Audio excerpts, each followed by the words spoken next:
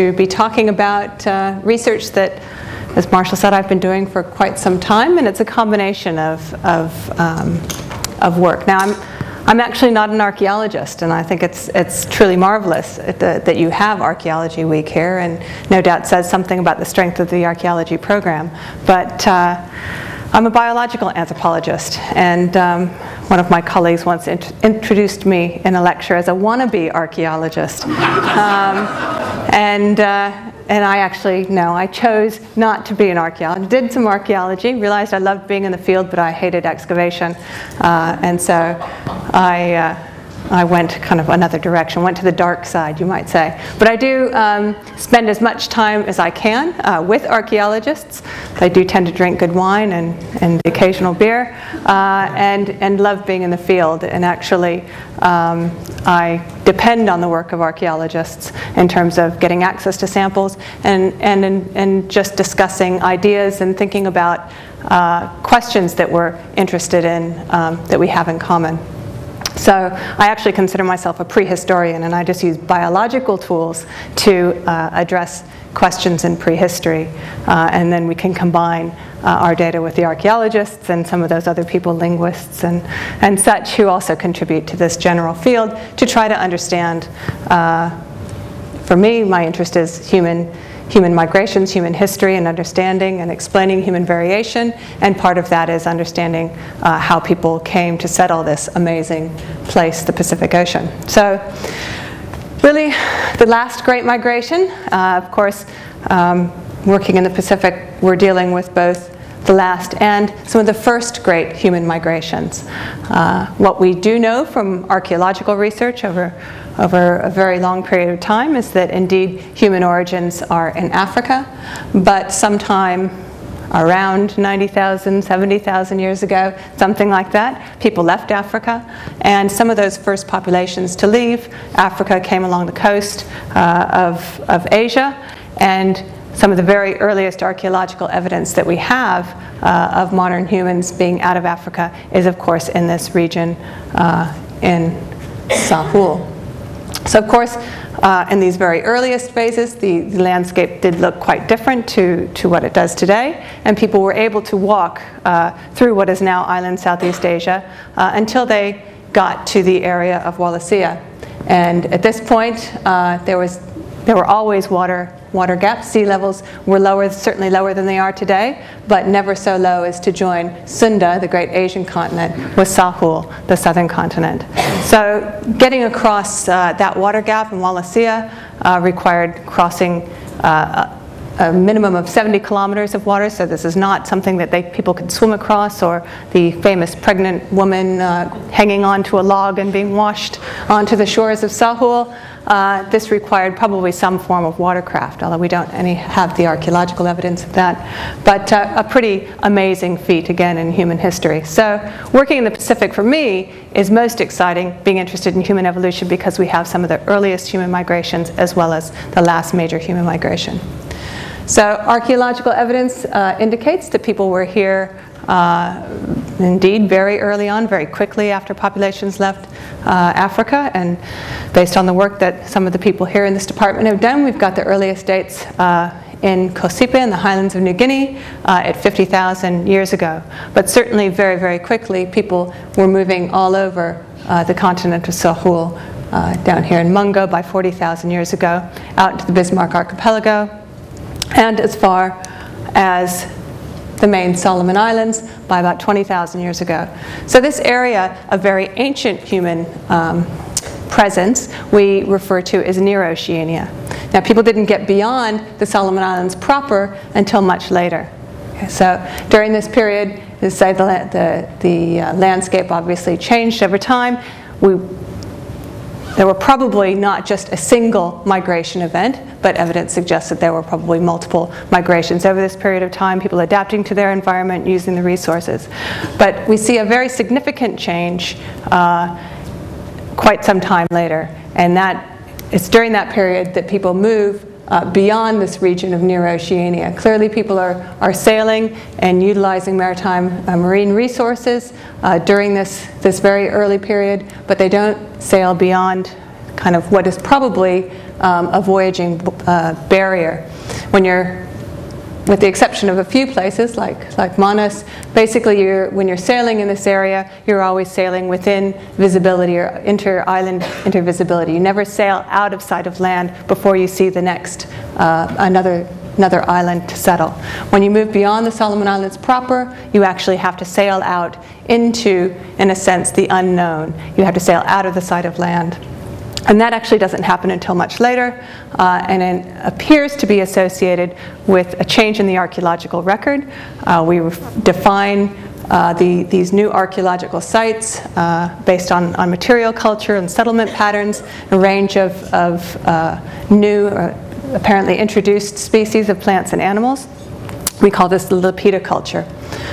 These Lapita sites are most kind of obviously archaeologically identifiable by the very distinctive Lapita pottery, the dentate stamped pottery, but also plain pottery and clay figurines. But it's not just pots. We have a range of other artifacts that appear in these Lapita sites that indicate that this is something quite different to what had been here previously. Not all of the components, of course. We see an integration of components in Lapita sites of probably new things coming in, and the integration with some of the things that were being created and utilized in the region previously. Now, Lapita dispersal, the earliest Lapita sites are up here in the Bismarck Archipelago, dated to about 3,350 years before present, or years BP.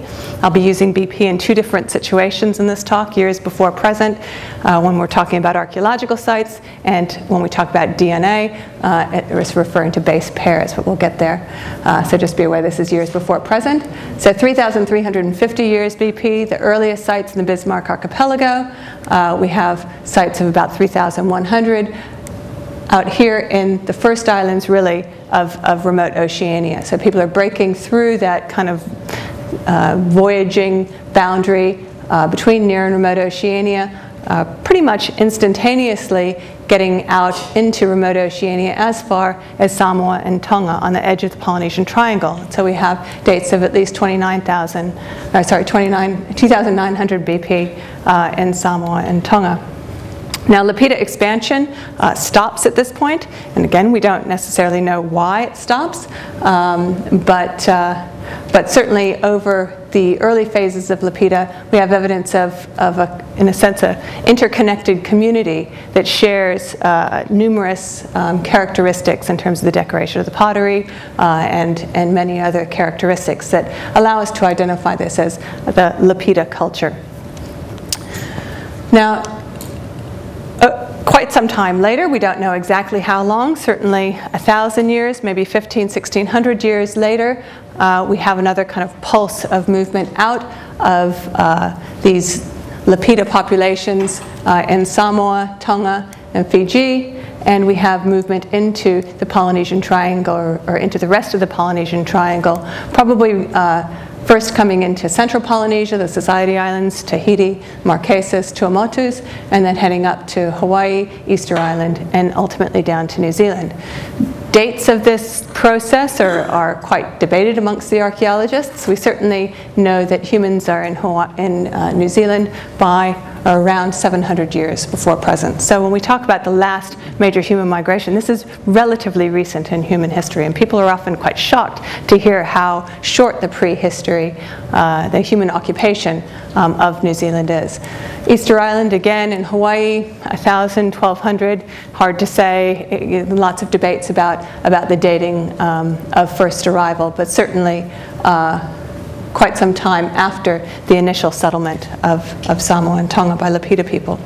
And it's generally accepted that we see in terms of Polynesian language and culture and material culture that it's always been described as remarkably homogeneous or similar given this great geographic distance that the Polynesian Triangle occupies.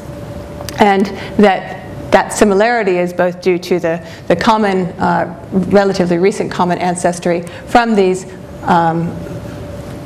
obviously no longer Lapita populations in Samoa and Tonga, but the descendants of these Lapita peoples who first occupied the the western edge of the Polynesian Triangle.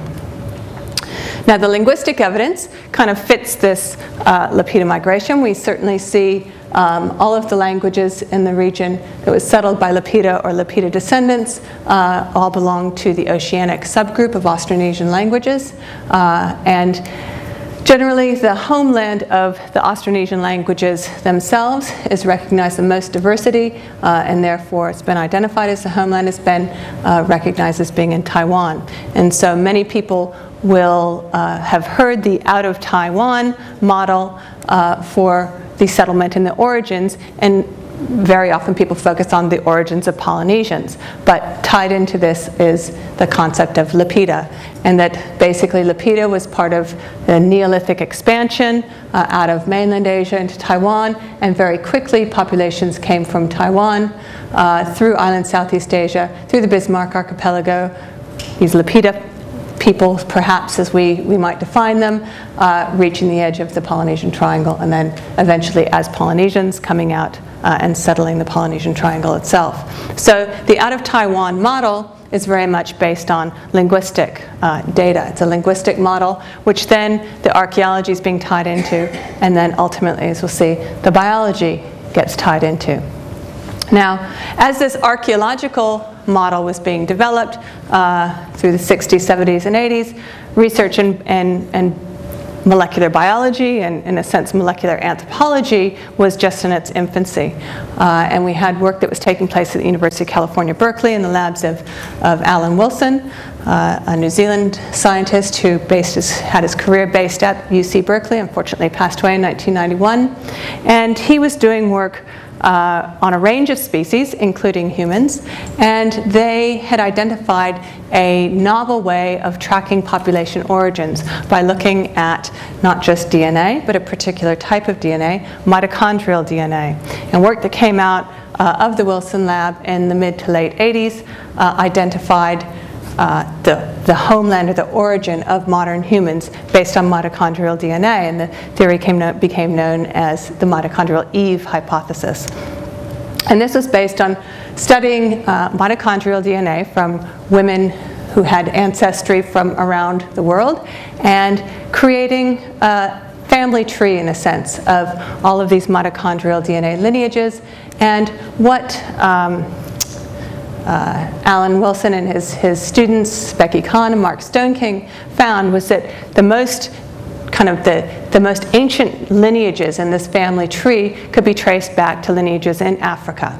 And this therefore identified Africa as the homeland not only of the fossil hominids that we knew from the archaeological record, but the origin of all modern humans. And this challenge, or this was in a sense the kind of final piece in a debate that had been going on for quite some time, mostly amongst the archaeologists, about whether or not modern humans evolved in Africa and replaced hominid populations elsewhere, or whether Homo erectus, that we know came out of Africa and was present elsewhere in the world, including down here in island Southeast Asia, evolved into Homo sapiens in their own region, in this debate called regional continuity. So the mitochondrial DNA evidence suggested that